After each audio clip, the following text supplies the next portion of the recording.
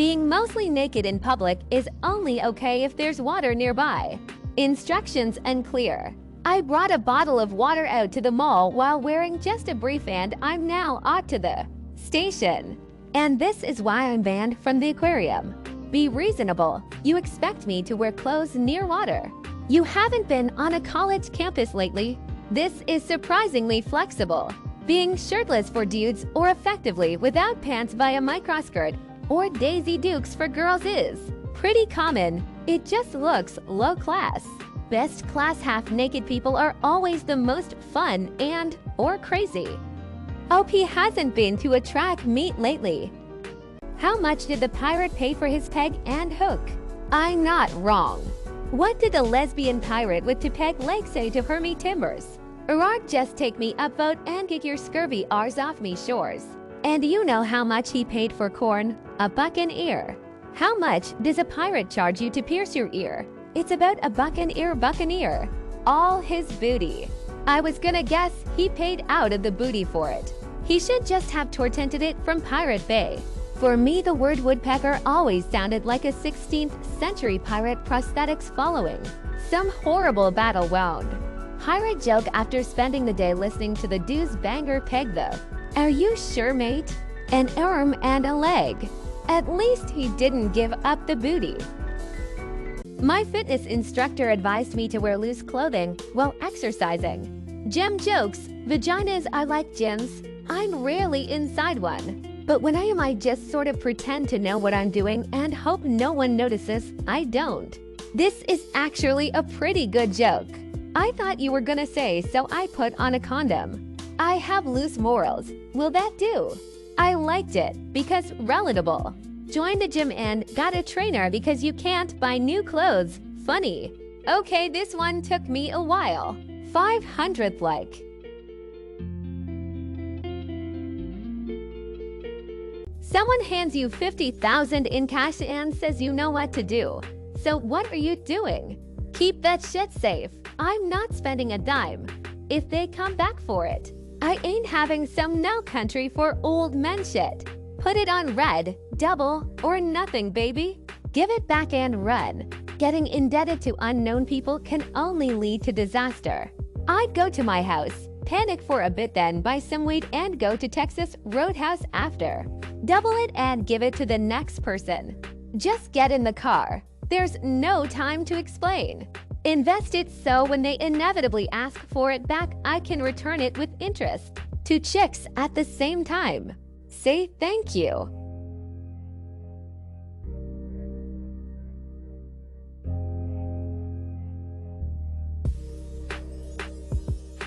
Till then, Joseph McCarthy was addicted to morphine at the end of his life, and his supplier was the head of the Federal Bureau of Narcotics. Oholic he boasted to reporters that the reason he could drink so much was because he ate a whole stick of butter every day to coat his guts with grease so the booze wouldn't give him an ulcer. Well, who else would you go to? The head of the Federal Bureau of Narcotics.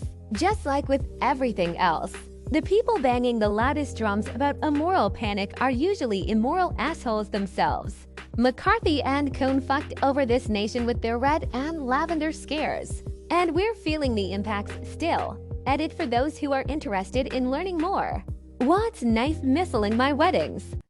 TIL that Zhou Enlai, a key figure in Chinese history, wasn't informed of his bladder cancer under Mao's orders, Mao prohibiting him and his wife from being informed of the diagnosis, surgery, or further examinations, despite later offers of foreign medical help.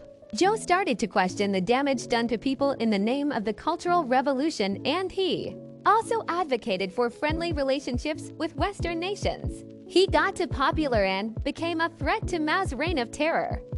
The best thing Mao did for China was die. What an asshole. Historians widely consider Mao Zedong to have been not a great guy. Your second sentence is incomplete. This is going to end up on our shit liberal say. Okay. TIL that in France, bars can't have a happy hour without also making non-alcoholic drinks cheaper. Come to the bar with us. But I don't drink. You can drink iced tea or soda. At like $7 a fucking glass, yes. Bar I drank a lot in Paris didn't charge for soft drinks. So if someone was driving, they didn't pay for drinks. No one drove though, as the underground was. Fantastic. Seems fair enough. I mean, cool, but it's not like when you're the designated driver you sit there and pound 17 to keep pace with the boys, so the real financial impact probably won't be huge. Happy hour is banned in 8 states.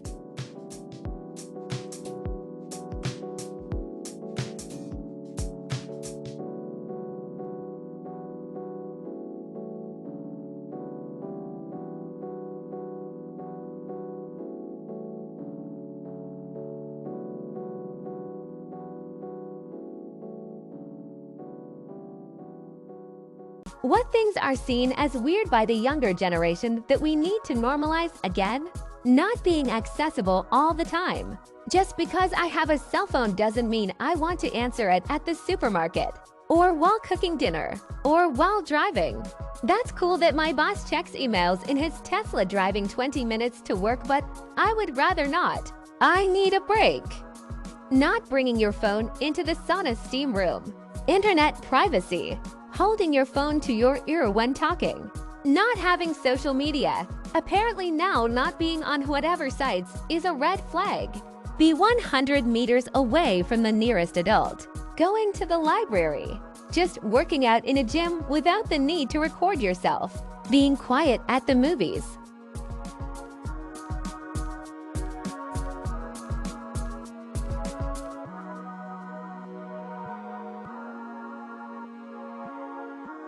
What women's activity should males start performing immediately? Pelvic floor exercises, incredibly important if you don't want to end up incontinent. Probably not mentioned enough for women, but almost never mentioned as important for men.